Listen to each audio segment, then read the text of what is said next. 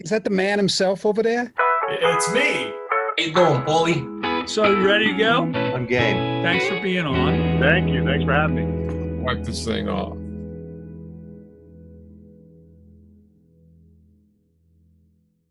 Mark, thanks for being on. Thank you. Thanks for having me. My silly question for you is, if you're at the crossroads in a guitar duel for your soul, who was the other guitar player you did not want to see step on stage? Jeff Beck. Yeah, that's a good one. Jeff Beck's definitely a good one. I'm a big fan of yours. I'm a big fan of Carl's. I'm a big fan of John's. All these guitar players, Neil, David, some of the best gunslinging I ever saw. David Grissom walked out to the front of the stage and tore it down. You know what I'm talking about. So, I don't know. But I would say Beck first because he just doesn't repeat himself. I got a chance to actually sit with him for a second while he was playing a guitar that I had made. And he went from Broadway into jazz, into Jeff Beck, into blues, back into Jeff Beck, back into jazz, back into Broadway in 45 seconds. And I wasn't stunned at what a good guitar player was. I was just stunned at his musical encyclopedia. It was extraordinary. He is definitely one of my top 5 of all time, I'm sure. If you weren't building guitars for a living, what would be your passion job? I wanted to go to Scripps. I wanted to become an oceanographer. I could be one of those people running that whale boat. What is it? The way they stop. Like the whaling. Yeah, the Sea Shepherd stuff. Just stand in front of the spear gun like this and hope they don't. no. They miss. Yeah, that's cool. No, I for whatever reason, if I wasn't making guitars, I'd be repairing them, and if I wasn't repairing them, I would have a shop of some sort. When I go to these craft shows, I could have been the guy in one of those tents at a craft show when you're walking up and down the street, showing my wares to everybody. It's just been. I've always made things. If I wasn't allowed to have a PA, so I built one. I wasn't allowed to have a bass amp, so I built one. I wasn't allowed to have a guitar, so I built one. I did it because I wasn't allowed in the club. And they're like, well, you're not going to stop me. I'm going to make them. I have a question I've never asked you, and I've always wanted to ask you, and it's not on my list, but it's something that's important to me. When that Guitar Player magazine came out, and that little black 33 record that was flexible was in the magazine, and everybody put it on, your life changed. Our lives changed. Yeah, what were you cognizant of how powerful them doing that was? What was your experience? I mean, if people don't know what happened, I'm old enough to know, but there was this little black record it came in Guitar Player from this new guitar player named Steve Vai, was going to end up singing with the singer from Van Halen. Who is this guy? And now the world knew. Yeah. That, sometimes you don't recognize the impact that these things have until years later, because when you're going through it, it's just like, oh, this is cool. All right. Oh, it's like when I recorded the Attitude song, which was the song that ended up in Guitar Player, it was an opportunity for me to kind of get a lot of guitar yayas out, So I had all these ideas and I just threw them down there. So that I didn't think there was anything revolutionary about that. It was just my way of kind of doing it. And then I got the call from Guitar Player and they said, we'd like to put this in the magazine. I was sure, and then I didn't realize the impact it was going to have. That was one of the that, and then Crossroads, and then getting the David Lee Roth gig. These kinds of things were all they seemed to have been perfectly placed, but it wasn't until later that I could look back and go, wow, every one of those things had such an incredible impact on my career. So, no, I did not realize any of that back then. What's your favorite instrument other than the guitar? I love playing bass because I spent my life with some of the best bass players in the world. And I know you can relate to this because you have a great rhythm section that you've spent your life with, the Granger Brothers. Yeah. So my favorite style of bass playing is a combination of James Jamerson and Paul McCartney. Now, I want you to think about that because it's the busyness of James Jamerson, which is really great, but then it's the melodies of Paul McCartney. So I try and do some really busy bass playing and then have some melodies on top of it. And the thing about bass is you can get away with being busy because there's nothing else in that frequency. So you can really kind of move around. I've always been jealous of bass players in pop music and rock and country and R&B because they can actually kind of overplay, and it's exciting. Huh. I got to think about that for a minute. My favorite bass players are the ones that would play these unbelievable bass drum parts. I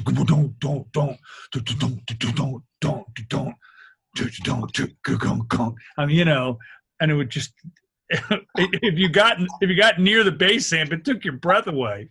Yeah, yeah. Well, I was going to ask you what your first concert was. I went and saw the Thick as a Brick tour with Jethro Tull, and it was my first concert. And they were passing a joint around in the back of the car, and because you were an ass if you didn't, I did, but I didn't feel anything. But at that time, that was so dangerous, you'd have been thrown right in jail for 10 years. Oh, so, yeah. That was an interesting moment. What was your favorite concert? This one concert keeps coming up over and over again. I'll tell you the story. I went to the Warner Theater, which you know well, and I was showing guitars to Little Feat. And I walked up, and Paul Barrere knelt down. He says, Paul, that's a beautiful guitar. Because at the time, I wasn't allowed on the stage. I had to hold the guitar up in front of the stage at soundcheck, right? I snuck in. And the other guitar player, Lowell George, starts yelling at me. He goes, get away from me. And I looked at him. I said, what's wrong? What's wrong? He says, every guitar I've ever had that I loved has been stolen from me, and I'm going to love that thing. You get away from me. Which I thought was very sweet. Yeah. And Paul Barrere, bless his heart, knelt down in the front of the stage, took his stage pass off, and gave it to me. And I put it on. This was right in the last 3 months, the last concert they did at the Warner Theater. And I was the only person there that had a stage pass. And I put my chin on the stage in front of the bass player and standing in front of everybody, which is nobody does unless there's a whole crowd. Remember, everybody's in their seats. I'm the only one. And I watched five geniuses go at it.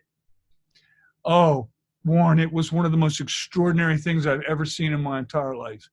The staccato bass, Richie Hayward was a genius. They were all going at it. Yeah. They were one of my favorite all-time bands. I never saw Lowell. But, of course, you know, we did – in 91, we did a whole tour with Little Feat and the Allman Brothers, and it was just such a highlight of my life. And I would go out and play with them every night. And I knew Richie well and loved him dearly, but he was one of my favorite drummers before I ever met him. What's your first on-stage memory that's precious to you? You know, I can remember the first gig we did in September of 1968 when we played in a church basement to about 13 people. Called it was like a little, you know, youth club called the Coffin, and we did that gig. We got paid $10.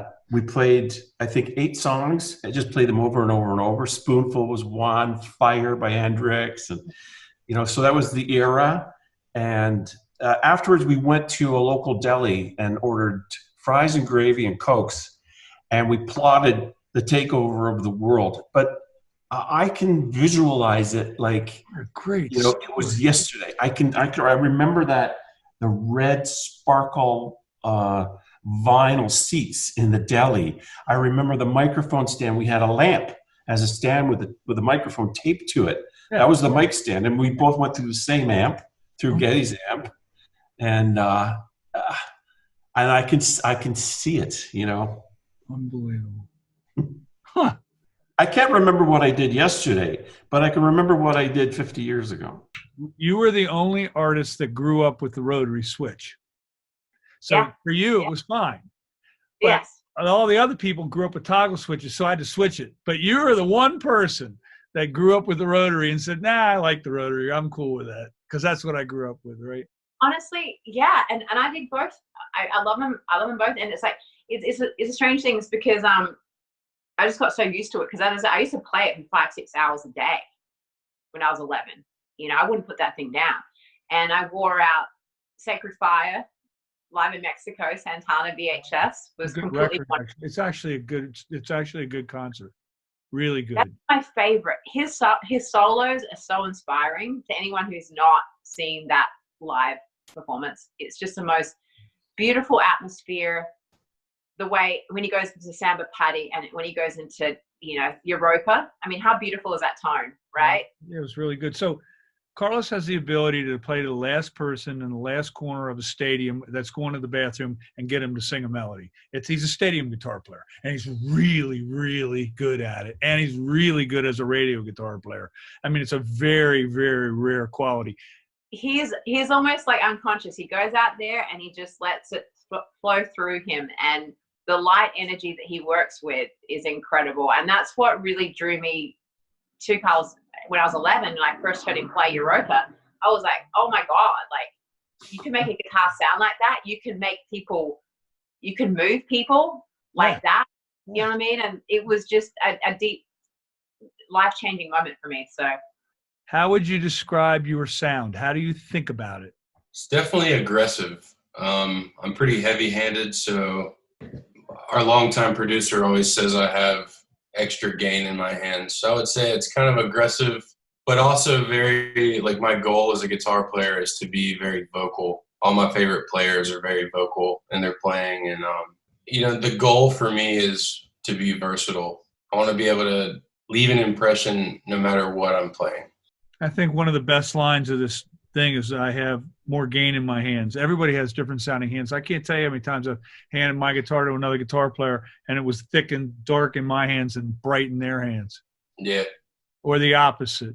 Oh, he's got bright hands. He's got dark hands, you know. Well, it's the same with like being a singer or being a drummer. That's that's my favorite part about instruments, about music, is everyone's got their own identity. You know, that's the goal, you know, have your own sound. Like I've said a million times, a Van Halen song comes on, you know exactly who it is. It could be like a new song, or you would still know that was Eddie Van Halen, you know? Yeah. What are your 3 favorite guitar albums of all time? I'm going to answer it as fast as I can, but I'm going to talk about the ones that had impact on me more than the ones that are my favorites, okay? My brother took me to a record store. At the time, there were record stores. And he said, these guys are really famous in England. They're going to be huge here. And he hands me this record and he buys it. And I take it home, and there's a black guy on the front with 2 eyes on his shirt and 2 white guys with froze next to him. And it's in cellophane. Well, I did this sacrilegious thing for a kid. I took it out of the cellophane. My brother went to the store and I put it on. And when I got to Are You Experienced, I was cooked. It was over. I had heard things blew me away. Yeah. Same thing with live, the live Allman Brothers record. Film Priest. That was, life-changing. And of all weird things, and Carlos doesn't know this, but I'll tell the story. Santana 1 and Santana 3 and Santana 2, he used to be able to do something with 2 notes that nobody else could do. You go da-da, which is on Barbarella. Da-da, so, later on. Da-da-da, da-da-da. Or Paul Rogers would sing 2 notes, right? And how did these guys milk 2 notes? It didn't need an amp. It didn't need distortion. But I sat there for hours and hours and hours and hours trying to figure out how to go.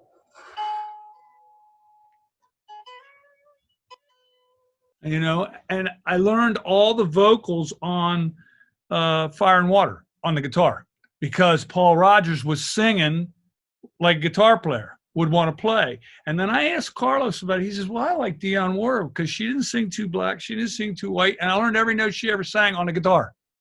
That's so cool.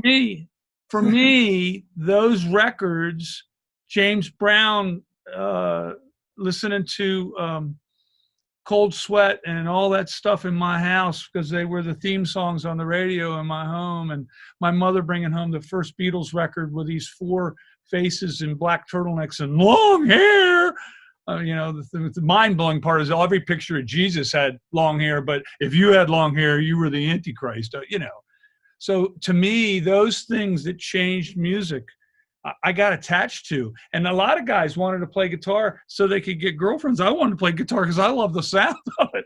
You know, I didn't think I was ever going to date from it. The first time I met you, was at a NAMM. Was at a NAMM in the late '90s. It was the red booth, summer NAMM. Yeah, it was the red booth. All the guitars were red. Yeah.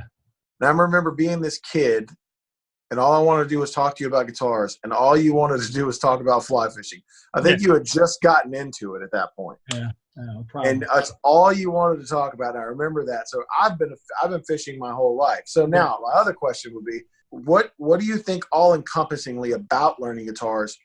What's one thing that you've learned all in all to make a guitar better from West Street to Log Canoe Circle? All right, if you could say one thing. It's a serious question, because really I should have had a mechanical engineering degree, an electrical engineering degree. I should have had a chemical engineering degree for the finishes. I should have had a process industrial engineering degree for the factory. I should have had an MBA for all the loans, all this stuff. The core of the guitars, this guitar I'm holding right now, the ones I made in the old shop didn't look that much different than this. Yeah. But the learning that has gone on around is unbelievable with the pickup improvements that we've made. That's electrical engineering. All the stuff going on with the bridges and the nuts and all. It's all mechanical engineering stuff, and all this art all mixed together. So I was missing those pieces. I was learning as fast as I could from as many experts as I could get around. But now I'm starting to get a handle on what electrical engineering really is, what mechanical really is, what chemical really is, and then how do you apply it to the guitar and hand you and your son a better instrument. So that part I get. That part I enjoy. That part is cool.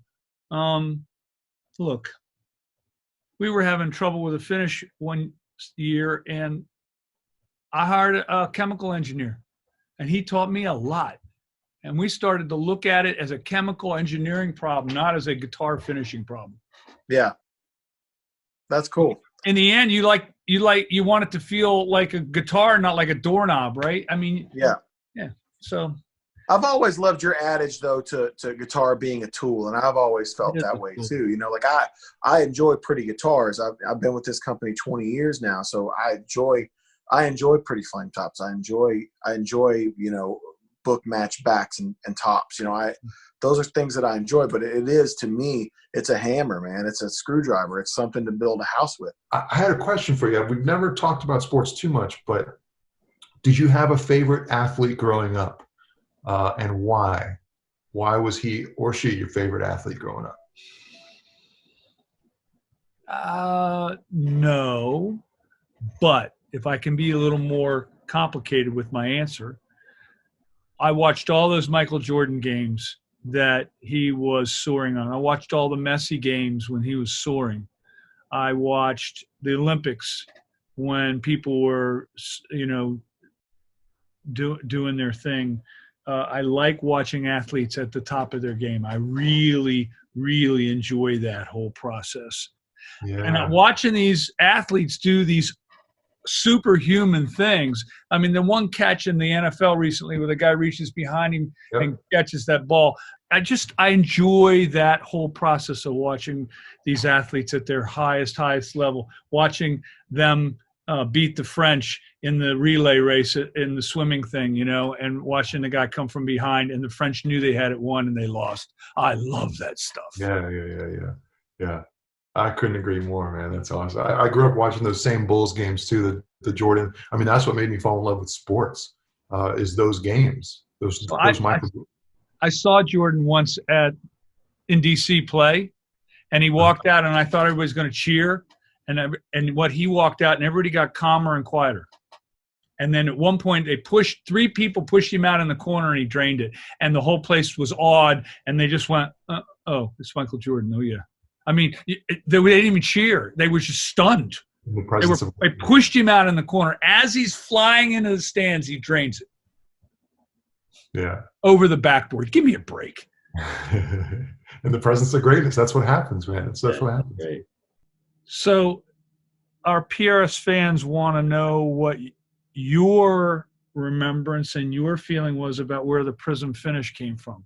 So they are very interested in that multicolor thing and what you were thinking when you did it. I kind of remember it, but they want to hear it from you. Oh, God. I had the idea for this just floating in my head for a very long time, for years before we actually sat down at your place and talked about it. But I'll never forget, you know, when I introduced the idea to you and the rest of the staff that attended that meeting at that big table. And you were the one that immediately said, you know what? We've never done anything like that. You know what? That's a great idea. You thought it was great. And then I looked at everybody else and they had their heads down like, oh, God, this is going to be hard to reproduce. Well, the reason you are asking us to stain the way people normally use a spray gun. Then normally what you do is you have a top and then you spray red and then blue and then yellow and then green. But you were asking us to slowly fade the stains one to another. And that has become a wicked thing with our Dragon's Breath and the glows. And now we're doing sunbursts without a spray gun. So it started a whole thing for us, which I'm appreciative that you did. It started us down a whole road. It's not a fair question, but I'm going to ask it anyway. What runs through your mind when you're playing? I asked you once how you felt meter. I understand that, but what runs through your mind when you're playing? It's different depending on what I'm playing. If I'm by myself and I'm practicing, it's a different vibe. And from time to time lately, I'd like to take some breaks because I come up with some better things. So I'm starting back practicing again a little harder than I usually do. And it really brings me joy, as corny as it sounds, especially when I've been away from it. It brings me joy, it brings me solace, and especially when I can see that I'm improving in certain areas. It just brings me a lot of solitude, a lot of happiness. Now, when I'm doing shows, it's a little bit different. Sometimes I get a few jitters, but it's a different kind of power play, you know. When we sound good, when we're tight, it's a power and it's a place and it's a satisfaction that is just incomparable to anything else in my life. You know, I don't get scared when I play. I hardly ever get scared. But one time with you, I was very frightened. No way. No, I was. We were going to do the Hendrix tune. We were getting ready to do Machine Gun. Oh, right. And that's sacrilegious to even approach it, right? And here we were going to play it in front of, over 1,000 people. And I looked at you and I am very frightened. You said, you'll be fine. Just go play it. And you killed it. Well, it was nice. So, what's your most prized possession that's in your museum? Maybe the guitars you gave me back. It's all tough. I was hoping you'd say that. Hang on a minute. The world don't know this, but let me explain this to everybody. Just so you know. Basically, you had the double neck and you had one of the roller nut guitars like Carlos had. And you sat me down at NAMM and you said, I know what they're worth. I know what I can get for them, but I want them to be in your archives. I want them to be home. And I thought that was an unbelievably decent thing that you did because they've been a part of the core of the archives. It's one of the very early Curly Maple guitars. We have it back. I mean, if you called me and said, I got to have my guitar back, I'd ship it to you. If you said, I have to have a double neck, I'd ship it to you. I mean, it was always maybe a loan, maybe not. I don't really know. All I know is a very decent thing to do. And some of those guitars that we made you were very cool. There's a few guitars in there that there's the Dragon mahogany one I played for 6 years in bands here in town is in there. The Dragon, the very first Dragon one is in there that I played for years. I don't know. It's debatably the Curly Maple one you put back in the archives, Neil. I mean, that would be. There was the reason I asked you that question, actually, I didn't think about it, but yesterday there was this whole debate about that double neck because there was a Reels, like a Behind the Music, I forget what the show was, that we were on the other night. and Jonathan was playing my double neck, which, you know, I bought from you. Yeah. First double neck. And they were going on and on about it in my Instagram. Right. About what is that? What is that guitar?